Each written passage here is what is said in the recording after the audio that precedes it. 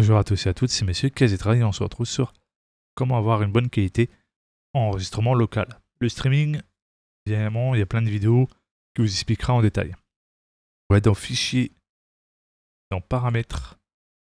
Par défaut, quand vous allez dans Paramètres, vous allez directement dans Général. Ce que je peux vous conseiller pour éviter de vous faire avoir lorsque vous voulez lancer et sans faire exprès, vous appuyez sur Arrêter.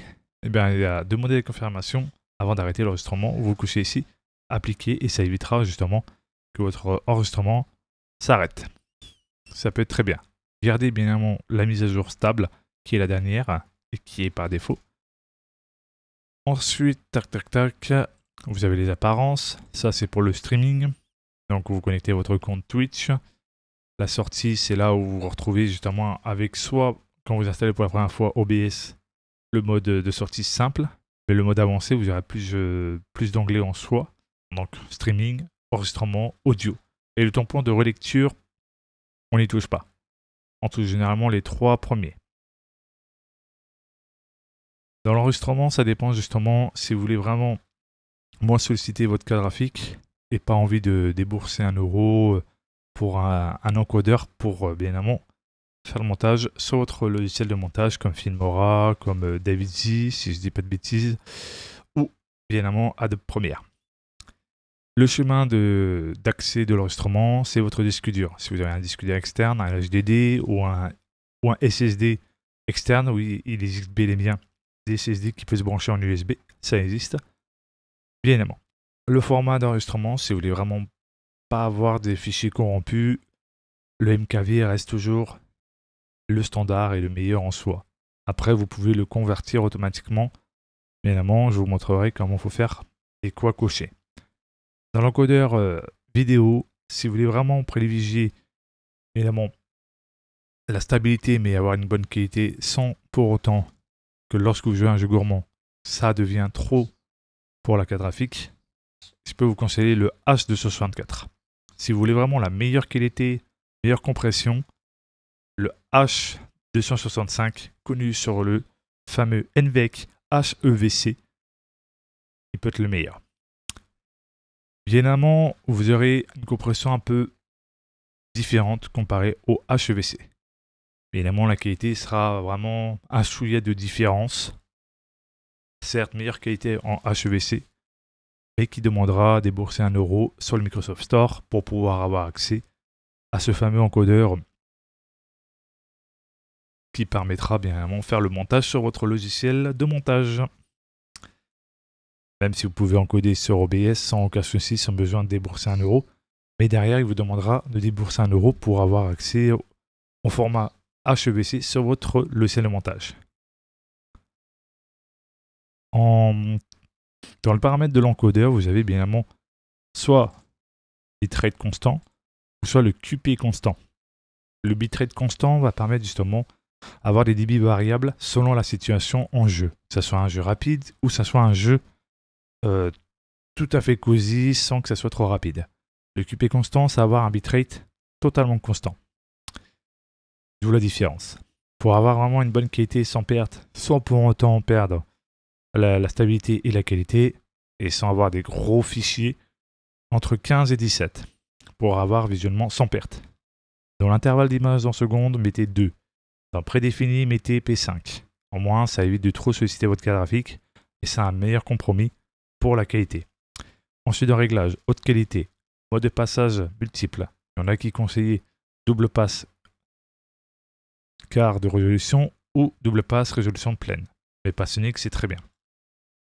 Profil high, prévisualisation décochée et classification connue sous le nom, donc l'ancien nom, psychovisuel. Parce qu'en fait, le gros souci, ce que certains ne comprennent pas trop, c'est que ces réglages ici, ça sollicite les cœurs CUDA qui sont généralement utilisés dans les jeux vidéo. Donc n'hésitez pas à les décocher, c'est de là que je vous montre et faire appliquer. Dans l'audio, vous avez les débits par défaut de l'audio à 160, évidemment. Et si vous voulez vraiment avoir un débit meilleur en local, en termes d'audio en qualité, 320 c'est très bien. Vous faites appliquer. Ensuite, dans audio, vous avez bien évidemment selon ce que vous avez comme micro, soit en USB, soit en XLR, c'est-à-dire que vous avez une carte son où vous avez branché votre micro. Moi personnellement, j'ai la Go XLR Mini, donc j'utilise bien évidemment le canal qui regroupe tous les canaux audio ensemble, qui est le Broadcast Stream Mix TC Olicon Go XLR Mini. Et bien évidemment, la fréquence d'échantillonnage, il faut que ce soit du 48 kHz. Très important, parce que si vous mettez en bas en termes de fréquence d'échantillonnage, vous allez voir une qualité horrible. Dans vidéo, ça dépendra bien évidemment de ce que vous prenez. Donc, si vous voulez vraiment en soi faire des vidéos en Full HD, donc 1080p, laissez par défaut les deux côtés. Si vous voulez vraiment une grande résolution, modifiez la résolution de sortie. Et bien évidemment, il faudra avoir le filtrage de la mise à l'échelle Lone Source à sélectionner. La valeur courante pour les débits d'image, FPS, ça dépend justement selon ce que vous voulez vraiment pas avoir trop de pixels, 59 si c'est possible, à mettre dans ici. Ou 50 FPS, ou soit bien évidemment 30 FPS selon le jeu. Il y a des jeux où il n'y a pas besoin de gros taux FPS, et t'en as qui aura un peu plus besoin pour avoir beaucoup plus de fluidité.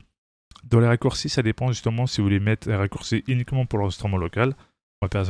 Moi, par exemple, j'ai mis dans démarrer la même touche que dans arrêter. Dans mettre en pause, j'ai mis une touche qui me permet de mettre en pause ou reprendre. Et après, j'ai appliqué.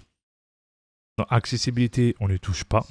Dans avancer, c'est là où vous allez retrouver dans enregistrement, convertir automatiquement votre NKV en MP4. Cochez et faites appliquer. Ici, dans vidéo, il y en a qui disent mettre gamme de couleurs ici en complet, sauf que le gros souci, c'est que ça peut éventuellement faire des pixelisations, donc ça peut jouer aussi. Donc laissez limiter, ça évitera d'avoir des couleurs délavées quand même, et au moins ça va vous permettre vraiment d'avoir une meilleure stabilité. L'espace de couleur Rec 709, c'est très bien pour bien évidemment éventuellement pour les télés, tout ça, donc ça peut être très intéressant. Donc comme je vous ai précisé bien évidemment dans l'enregistrement, si vous voulez vraiment enregistrer une vidéo sous HEVC, il faudra sélectionner HEVC qui est connu sur H265. Bien évidemment, il faudra avoir derrière un logiciel qui prend le format HEVC. Et surtout aussi débourser 1 € pour pouvoir installer tout simplement l'add-on, on va dire comme ça, pour pouvoir bien évidemment faire le montage en format HEVC. Si vous voulez vraiment pas vous prendre la tête et rien payer du tout pour pouvoir éventuellement mettre sur YouTube, le H264 est le meilleur en termes de standard. On va passer sur un jeu vidéo, on va voir la différence. Et voilà, sur le côté Phasmophobia, on va faire un test, on va voir la différence. Hop là, tac tac tac.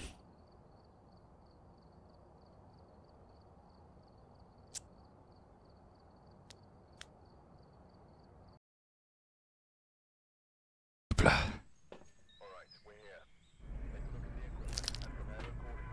Vous allez voir la différence que... Oula. Je crois savoir qu'il y a quelque chose qui se lance à côté. Tac tac tac.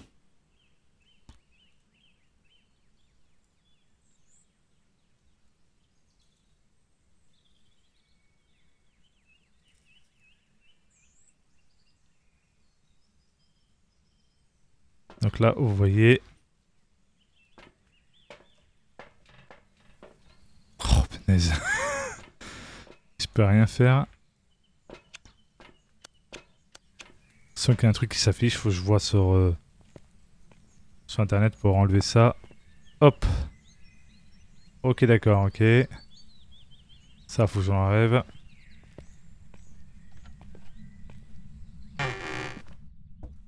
Et voilà, normalement, vous devrez voir une qualité plus stable.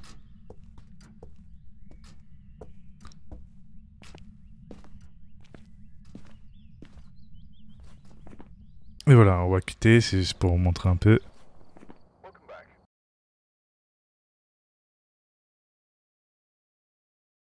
Et voilà, normalement, vous devrez avoir une qualité quand même assez propre et proche de ce que vous recherchez. Après, je vous ferai un autre test en HEVC par la suite pour voir la différence, bien évidemment. En tout cas, n'oubliez pas de vous abonner, de mettre un pouce bleu, d'activer la cloche de notification et de partager. C'était Monsieur Kazetra. Ciao, bye bye.